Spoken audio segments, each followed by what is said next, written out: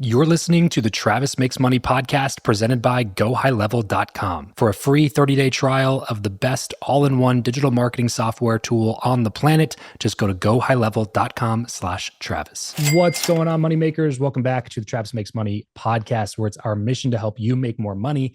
Today on the show, we're going to be talking a little bit about leadership with my new friend, Amina AlTai. Amina is an executive coach and leadership trainer, proud immigrant and chronic illness advocate, a leading coach to notable leaders, executives, and founders. Amina's mastery is in connecting us to our brilliance and teaching us to live and lead from it each day. She's the author of The Ambition Trap, How to Stop Chasing and Start Living, with Penguin Publishers. So congrats on the book, Amina, and welcome to the show. Thank you so much for having me. Of course. I would love to hear from you. First of all, how did you make your first dollar ever? Oh, my first dollar ever? Well, my first job ever was in telemarketing. So I wonder if that was my first paycheck ever. I bet you it was. Love it. That's awesome. What did you take away from telemarketing that's translated into the rest of your career? Honestly, it was the best training. And I had no idea at the time, because I had no idea that so much of my life was going to be tied to sales and so much of my career was going to be tied to sales. And you learned so much resilience in that. I mean, I was a 15, 16, 17-year-old calling these people that just yell at you because they don't want to call from you. And you learn a lot of endurance and resilience. Yeah, no kidding. You learn the rejection piece early on. Yes. Yeah. Like when you have ideas, they will be rejected. It's a matter of when, not a matter of if. And if you don't have the ability to overcome that rejection, you're going to find this path very, very difficult. Yes. I did about 5 or 6 years of door-to-door sales when I first got started. So very, very similar vein. And that was the biggest lesson to take away for sure. What a good training, because you're literally getting the door shut in your face, very literally. Yeah. Yeah, exactly. You get to see the person's face as they cuss you out. Fantastic. Leaving the porch. Yeah. But yeah, like I said, it did help in a lot of different ways. And you can make good money doing that type of stuff. Yeah. You started when you were 15? Yeah, 15, 16. Wow. High school job. What were you selling? Somebody asked me that recently, and I think we were raising money for like Boys and Girls Club, like that kind of thing. I don't even really remember what we were selling. But the most fun thing about that job was that, it's very vulnerable when you're that young to kind of be calling these strangers and asking for money. And to kind of soften the blow for myself, I used to play these characters. So I would be like Mariah or Chandelier and like put on these personas to make the whole experience easier. That's awesome. No, I love that. It was funny. I was when I had Chris Voss on the show, the author of Never Split the Difference, the kind of FBI hostage negotiator guy. Yeah. He said that when he got started at the FBI, he was working, volunteering actually at a suicide hotline, and recommended that as something that people should do to just get reps in, to be forced into a situation where you have to talk to a multitude of different people about something that's really important to them. And you have to learn empathy, and you have to learn to care for people, and you have to learn to persuade people. It teaches you so many soft skills that you can take into whatever you're doing. It's funny that you can see that as kind of a through line through many of the successful people that are out there. Yeah, that's fascinating. That would be such an interesting practice. It requires so much tact and nuance and compassion, all of it. Yeah, you can definitely see how it would translate into the FBI hostage negotiation stuff too. But anyway, we're not talking about Chris. We're talking about you, Amina. So now tell me how you made your most recent dollar. What do you do now? I am an executive coach, and so I make money through coaching. I also have a book deal, so I make money through writing, and I'm a paid speaker. How have you found the writing process? Oh my goodness. The truth is that it is such a spiritual assignment, if you will let it be. It has taken me to the edge in ways that things have not taken me to the edge in a very long time. That was necessary. Like I needed to get to kind of more of my edges. But talk about rejection wound and healing that. I thought I had done so much work on the rejection wound, and then you put your art out into the world and it just requires next level healing of the rejection wound. So I've just been working all of my tools in the process. The writing, the actual putting pen to paper is the easy part. It is all of the emotional and soul growth pieces that go with it that are the hard part. Is this your first published book? It is. Okay. How did you come across the deal with Penguin? Actually, was super interesting. So my book is about ambition, and I've had a front row seat to ambition my whole life as an ambitious person and watching my family. And I also coach highly ambitious people, from Olympians to executives. And I was noticing some patterns in them. And then this is very interesting, but in 2020, at the height of the social justice uprisings, I ended up coaching a handful of celebrity girl bosses who were canceled. Now, my book is not an analysis of cancel culture whatsoever, but I was noticing these patterns around ambition that were also true for me and my other clients. And so I put together this framework. And then 2 years later, I'm teaching this framework to another client, and they were like, "Where's your book? This needs to be a book. This is amazing." And I was like, "Funny you should ask. I don't have one." And she was like, "My really good friend just became an agent. She used to be a Buddhist meditation teacher, which is like right up my alley." And she's like, "I had to put the two of you together." She connected us. We hit it off. We shaped a proposal together, and then we sold it first week in market. No way. Yeah. Wow. That I is love the story. atypical. It is atypical. And I love this story because in 2019, I had actually tried to sell a book proposal, but my agent at that time said, beginning of the pandemic, I can't take a risk on a new author. So we parted ways. And I feel Mhm. like it's such a great example of when the timing is right, things will really unfold for you. Yeah, and the beauty of relationships right there. Yes. That you just talk to somebody and they were like, "You should have a book. Here's a Right. book agent." You know what I mean? Like the Yeah. people go through, years of trying to find a book agent, somebody who will represent them and go get a publishing deal like this. And for you to be able just to get a quick email intro, put a proposal together, get a win the first week. I mean, it tells you that you're onto something, that this might be something that might be hitting at the right time for the right Thank people. you. I hope so. So you said that you were always around ambitious people, and you said you that was you yourself, but also the people you were coaching. But you also mentioned your family. What was your family life like growing up? Very interesting. And so in the book, I talk a lot about identity and ambition too, because I don't think we can really separate the pieces. So I am an immigrant. My parents finished their schooling overseas, and I just watched my You're dad have you're, a you're sorry to cut you off. You're first generation immigrant, not or even, I was born out of the country. oh I moved wow, here when okay, I was 3. okay, So I mean, I feel like I've been here my whole life, because I've yeah, of been here for course, so long. of course. But watching my dad in particular, trying to find his way in the world of work as a brown person with a very thick accent who finished school overseas, and he, was often the smartest person in the room, but was discounted a lot of the time because of identity. And I just watched how that turned him inside out and how he would push harder and try harder. And Hmm. I did the same thing when I started my career until it didn't work for me anymore. And I figured we have to find another way. How did you start your career? In marketing and brand management in luxury goods, which was super interesting. And then I went on to co-found a marketing agency where I worked with emerging entrepreneurs, basically taking sweat equity in their business to help them launch and grow and thrive and all the things. How long did you do that for? 7 years. And then I burned out, and I got a call from my doctor who said that I'd gotten so sick from working so hard and having no boundaries. And she said, "If you don't go to the hospital now, instead of going to work, you're days away from multiple organ failure." So I had to turn my life around, which is And how this is like late 20s. yeah, late 20s. Yeah, that's not really a good sign. It's You'd not a be in your good, it's 20s a, and get that type of a call from your doctor. exactly. It is a sign that your ambition has gone awry, which is why I became a student of it and eventually became a coach. Yeah. So what's the framework that you've put together for this? Yeah, thanks for asking. So basically, in the book, I talk about two types of ambition. There is painful ambition, which is driven by our core wounds. And then there's purposeful ambition, which is coming from a place of truth, from a place of purpose, from a place of wholeness. Hmm. So there are 5 core wounds, according to Canadian psychologist Lise Bourbeau, and they are rejection, which we've talked about, abandonment, humiliation, betrayal, and injustice. And for every wound we have, we wear a corresponding mask. So the mask that we wear if we have a rejection wound is avoidance. We'll avoid people because we don't want to be rejected. For betrayal, for example, the mask we wear is control, which is another big one of mine. And so if our ambition is coming from that place, control, avoidance, dependence, we're going to have a really tenuous relationship with growth. And so basically the book is about understanding which core wounds are yours, how can we heal them, and how can we pivot into that more purposeful relationship with ambition. Yeah, it's so funny how sometimes you go through life and certain themes pop up a lot. And this is one of the themes that I've actually been talking about a lot recently with different people on this show and on my other show, Travis Makes Friends. And the way that they were wording it is somewhat less technical, where they just say like, you're either being pushed towards something or you're being pulled towards something.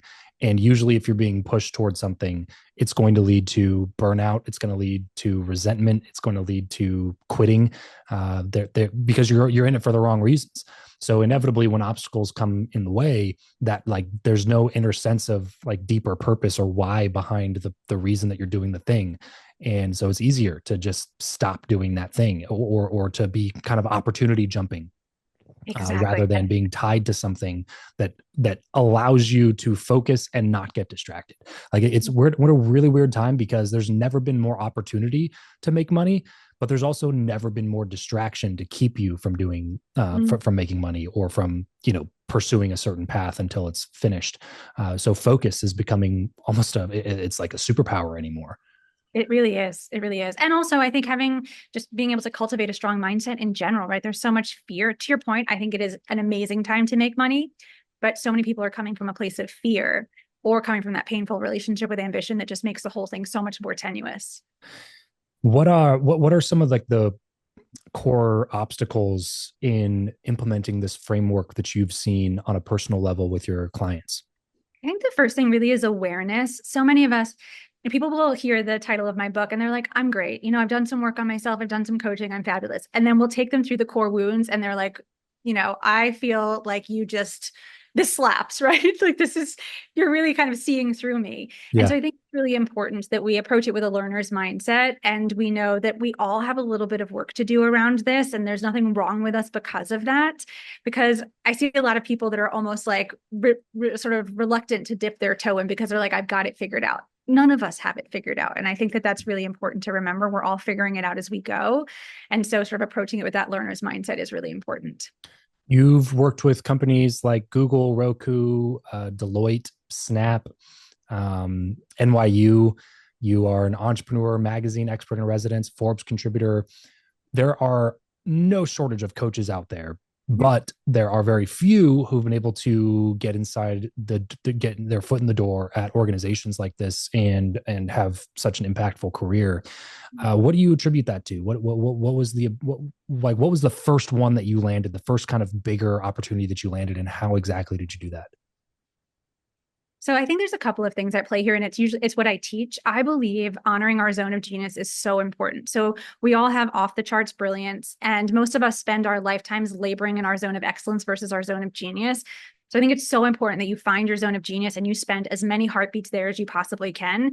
I'm in my zone of genius. I think that that is the truth. And so when you're in your zone of genius, what you contribute far outpaces what other people could. So be really good at your work, right? Be in your zone of genius, be really good at what you do, and care, right? When you're in your zone of genius too, you care about it. I care about the impact that I'm having. I can't not care. I love it so much. And I think that really shows in my work as well.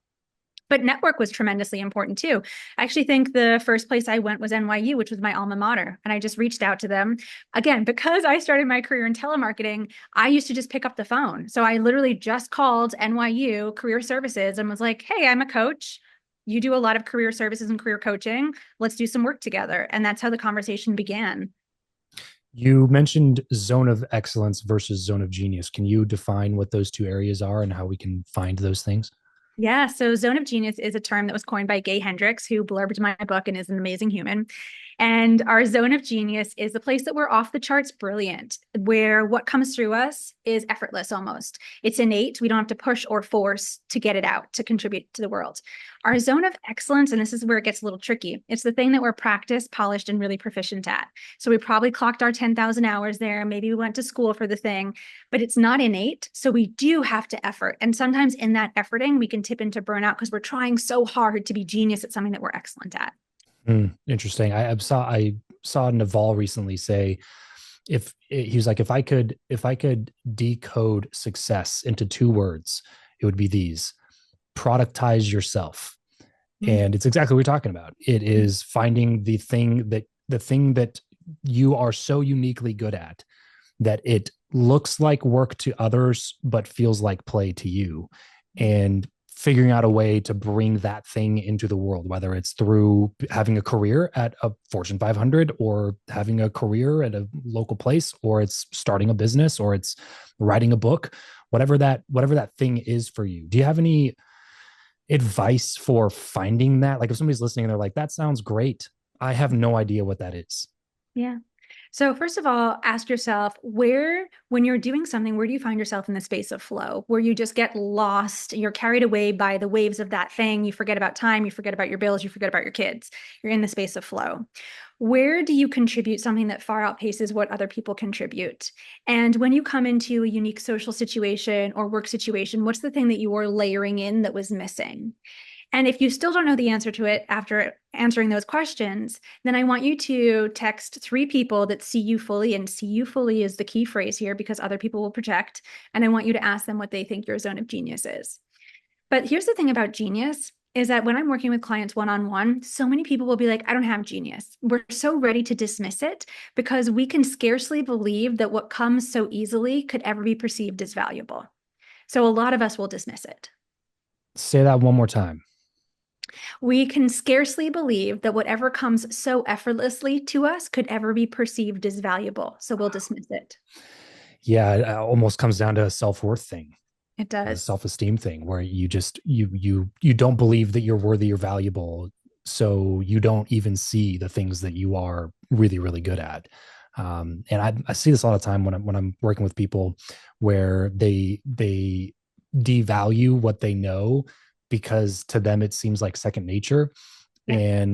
And that's a lot of like when I coach podcasters specifically, that's kind of what I tell them is like, it's your job to bring those things out of the people that you have on the show. Is like, Yeah. it's because a lot of times people won't even recognize that they know, they don't think that they know that much, which is also why I'm a big proponent of like being a guest on podcasts as a way to fill your content calendar as an entrepreneur. Because sometimes you forget like, you forget how much you know about something because you've been doing it for so long and it feels like second nature. But somebody else might hear you say something and be like, wait, what did you say? That was amazing. You're like, what? Really? That was something I learned like 5 years ago that's just kind of innate in my personality now. I don't like, it's strange that you are looking at that as being really valuable because I just don't see it like that.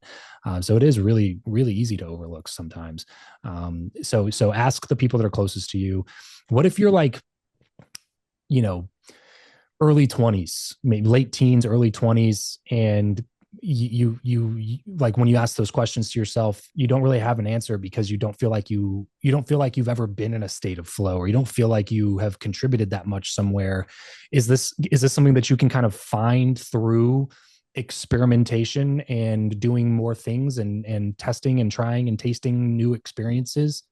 Yeah, absolutely. And so if you're earlier on and you're not exactly sure what you are off the charts genius at, first of all, go towards what feels warm to you. There will always be a pull, like you're saying, some of your other guests have said. There will be things that feel, in Vedic philosophy, they say go towards what charms you. Go towards what charms you. There's something there for you. And I always love the definition of purpose, that is to bring forth the best that is within you. So what is it to look like? What does it look like to bring forth the best that is within you right now? And the expression of that may change over time, over the decades of your career, and that is totally fine, but there's probably a through line. So the show's called Travis Makes Money. We like to talk a lot about money on the show. Tell me a little bit about your overarching personal finance philosophy. As entrepreneurs, sometimes we can think about ourselves last. We're the last ones to get the paycheck. I'm curious to know like how you've kind of balanced that throughout the course of your career. Like, do you have certain goals or certain rules, like a percentage of money I make from this, it goes into profit and I take that and I put that into this 401k or I invest it into real estate or I put it into myself? Is there kind of a strategy or plan that you use?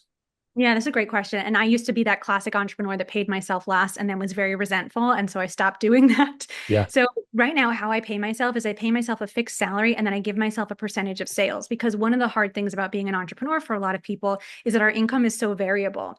And so I had a hard time kind of landing on a salary amount because the income was so variable. So with that base plus percentage, it really sort of helped streamline things for me in a big way. Also, I have really diversified my revenue streams, which I think is so important for entrepreneurs, because if, there's a big market shift and one goes kaput, then you have 5 others that you can then lean on and double down on. And personal finance wise, do you try to like, keep your expenses under your salary level and then invest the difference in bonuses, or is there a certain structure that you look at for that? Yeah, it's a great question. My personal philosophy. I mean, when I started out, I used to use the JARS method. Do you know the JARS method? Mm-mm. So basically it's like, okay, we're putting this for our entertainment fund. We're Oh, using, yes, yes, yes. Yeah, sorry, yeah. sorry. Yeah. Like So, like so in I would, certain jars. Yeah, yeah. yeah, exactly. So I absolutely keep my expenses under my salary amount. And then whatever I'm making for sales becomes bonus stuff that I could then like put into my portfolio or put more towards paying down my mortgage and then kind of spreading the money out that way. So do you are in the like a proponent of put money in the index mutual funds type of thing? Like when you say your portfolio, what exactly do you invest in? Yeah, S&P. S&P. Yeah, S&P and pay off the mortgage. exactly. That's my strategy right now. Yeah. Well, I mean, hey, that's been a wealth building strategy that's worked for quite a few generations now. So it's probably not a bad strategy. Yeah, so Are there any other investment vehicles that you are maybe excited about, or that you like, hey, I take like a small chunk and I put it into these things just for fun, and hopefully they might take off one day. But if they don't, I don't really miss the money. It's not a big deal. well, I actually just became an accredited investor in the last year and I want to get into venture investing. Okay. Obviously, it's a very risky asset class. And so I have to be okay with losing that money. Mhm. It's like 1 in 30 investments you'll actually get a return on. But I do feel really excited about investing in female founders and just in categories that I'm really excited about. So that I haven't made my first investment in that space yet, but I'm very excited to. But it's coming. It's coming. It's I coming. know it's Yeah. super risky, but it just feels like a worthwhile risk. Yeah, and that's the whole thing though, is like if you're going to invest in stuff that's super risky, just do it with the play money. And if That's you right. don't have the play money, then don't invest in super risky things. You can't be Exactly. upset about like this, angel investment or venture capital deal going to nothing, when you and then that like decimating your net worth when you're investing 100% of your disposable income into these like the riskiest asset classes possible. Like take a Right. small percentage, put them in these things, and then if they happen to take off, fantastic. But Yeah. if they don't, which they likely won't, then you won't be upset about it. It won't hurt you emotionally, at least Yeah. Exactly. to a The certain other thing degree. I've been thinking about this a lot too, because I've been reading about how millennials are investing in quote unquote like essential and boring businesses like dry cleaners, gas Mhm. stations, HVAC. And I've been thinking about that, but my philosophy is so much around zone of genius and really sort of being connected to purpose that I don't know if I could labor in a space that wasn't so fully aligned because it will require a little bit of effort. But I've been thinking about that. Yeah, it's, putting stuff into things that aren't as exciting, but will probably be better to in terms of cash flow. Exactly. Have like great monthly recurring revenue. Yeah. Well, Amina, thanks so much for taking the time to do this. Let's move into the last segment here. Something I like to call the random round, just quick random questions, quick random answers. You ready? Yeah, let's do it. What profession other than your own do you think that it would have been fun to master? Either surgeon or makeup artist. Yeah, those are wildly different Very things. different, but both use a lot of That's dexterity. true. They both require dexterity. That's very true. If you could sit on a park bench with someone, past or present, and chat for an hour, who would it be? Michelle Obama. How do you like to consume information best? Books, audiobooks, blogs, podcasts, YouTube? I'm a trial and error person. I have to figure it out myself. What is your go-to pump-up song, Amina? Move Your Body by Sia. What is something that you're not very good at? Ugh, admin tasks and knitting. Terrible, both. Another dexterity thing, oddly enough. Flex and fail. Tell me about a purchase you've made that you regret and a purchase you've made that you're happy you made. I'm super happy that I bought my apartment and I have spent so much money on supplements that don't work. It is shameful. Love it. Thank you so much for taking the time. I'm gonna, as we get everything wrapped up here, besides your book, The Ambition Trap, which if you are listening, you are probably an ambitious person, or you wouldn't be listening to a show about making more money. So go pick up a copy of The Ambition Trap. But besides the book, where can people go to get more from you? Thank you so much for having me. And thank you everyone for listening. You can learn more about me on my website, AminaAltai.com, or you can find me on Instagram at AminaAltai or LinkedIn, Amina Altai. That's AminaAltai.com or Amina Altai on Instagram. That's AMINA ALTAI, Amina Altai on Instagram. And then her website's the same, LinkedIn's the same. So go check out some of the stuff that she's putting up over there, as well as picking up a copy of her book, The Ambition Trap. I know you'll not regret spending some time going through that one. Amina, thank you so much for taking some time with us. I know that you got a really, really busy schedule, so we do not take it lightly. Everybody else listening, thank you for tuning in. Remember, money only solves your money problems, but it is a little bit easier to solve the rest of your problems if you got some money in the bank. So let's solve that problem first here on the Travis Makes Money podcast. We'll catch you next time. Peace out.